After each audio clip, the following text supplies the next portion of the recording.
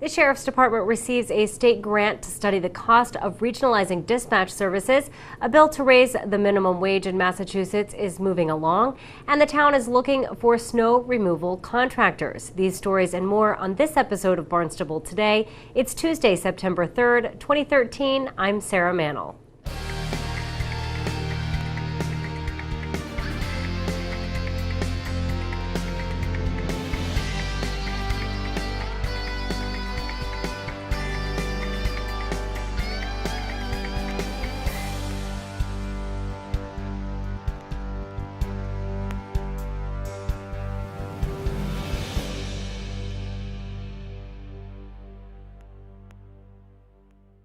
If the traffic was any indicator, this summer was a busy one. Police Chief Paul McDonald says that even with the increase in population, it was a successful summer for the department. It's been a great summer for us.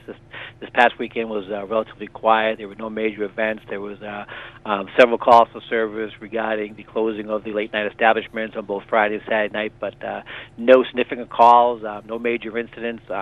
We started the weekend with a major motor vehicle crash on Old Stage Road. Then we had a rollover on Oak Street, and then we assisted the Mass State Police for a rollover up on Route 6. Besides that, it was a good weekend, and I can only describe that as the same as the entire summer. We went through this this 12-week period, and we only had two major incidents of violence. One was involving a shooting on Versus Way, and the other one was a stabbing last weekend at Pufferbells.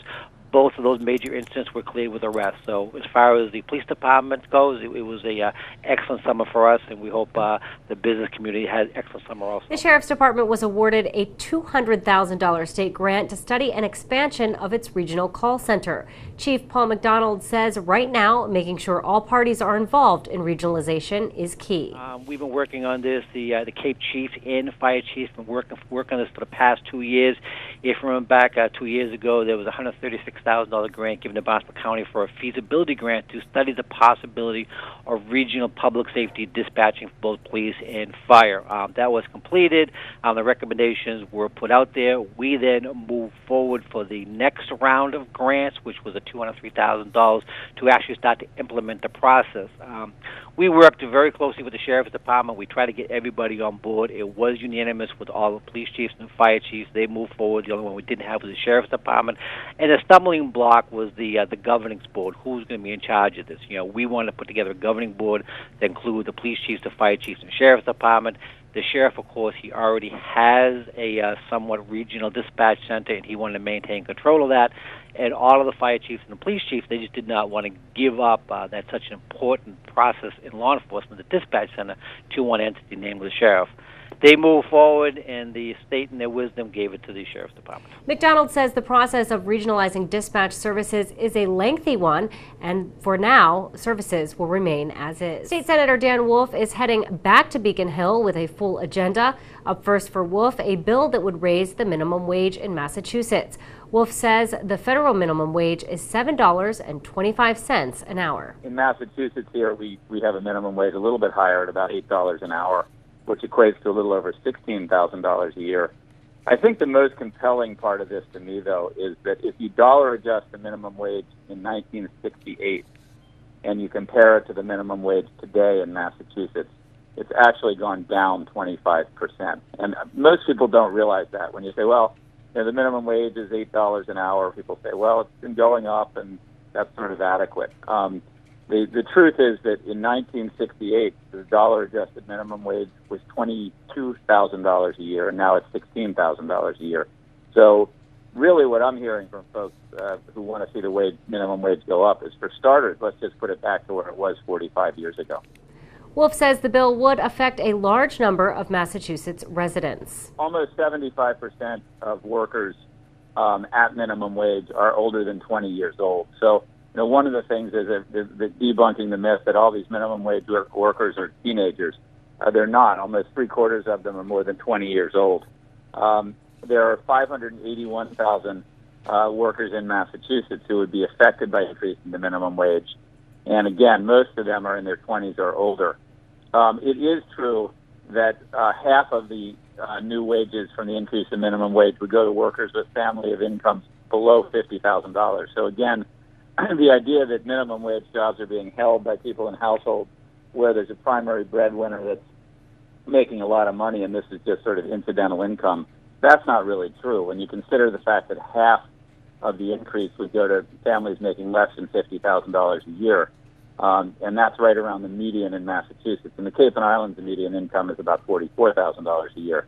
So we really are talking about affecting the lives of many, many, many families who really are struggling and who depend on low and even in a lot of cases minimum wage jobs to live on. So we are talking really about, I think, making a significant increase in the quality of life for a lot of people in Massachusetts. Wolf says the bill would not hurt small businesses, as some critics have argued. You've heard a lot about Walmart. The rolling strikes that are going on across the country of fast food restaurants is an indication that the workers in those restaurants really are having trouble making ends meet. So you're really talking about impact not as much on small business, where many of the workers already make certainly above minimum wage, and in most cases here on the Cape, more than $10 an hour for year-round jobs. I think it's unusual, although there are some that work at small businesses making less than $10 an hour. I think most of the minimum wage jobs on the Cape would be at the larger employers. So really, most of the statistics I've looked at, the credible ones, show that the impact on small business would be minimal, and that large businesses really have the ability, the economic strength to certainly be able to pay higher wages. So, I don't think, and again, this gets to opinion to some degree, so people will disagree, that increasing the minimum wage to the degree that we're talking would have a huge impact on the business community. And again, I have to stress, I promised before I went on today, Sarah, that I would keep stressing we are only talking about restoring minimum wage to where it was 45 years ago. Wolf hopes the bill will move out of the Joint Committee on Labor and Workforce Development this fall. It is officially September, and that means winter is just around the corner, if you can believe it.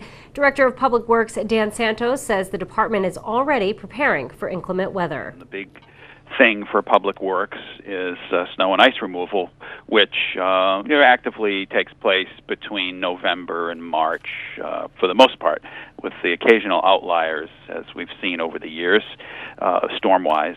But the one reason I thought it might be good to talk about it today is that part of our army of people that remove snow and ice include private contractors. So we're always looking for contractors. But we have 461 miles of roads in the town that we plow, which is about 270 town roads and the remainder private roads. So this is a lot of road mileage that we have to remove snow from and then provide salt and sand when it's icy. Conditions and slippery conditions warrant that. There's also 54 municipal parking lots of about 46 acres and 90 miles of sidewalk. Santos says the town firms up contracts for snow removal in mid-October. We always need competent plow operators. So these would be people, companies that have equipment with snow plows or sanders, from pickup trucks with plows to large 10-wheel dump trucks with plows and sanders that we use. And we have a fee schedule. We basically pay them by the hour based on the type of equipment they have. So, the small pickup truck with a plow gets a certain rate, and the rate is much greater for a large sander with a large plow. So, what they do is they can contact us at the Highway Division at 790-6330 if they want any information, and they can pick up an application package. And basically, they just have to be competent at operating their equipment, have appropriate license, they have to be insured, pretty much standard things for what they do anyway in their own businesses.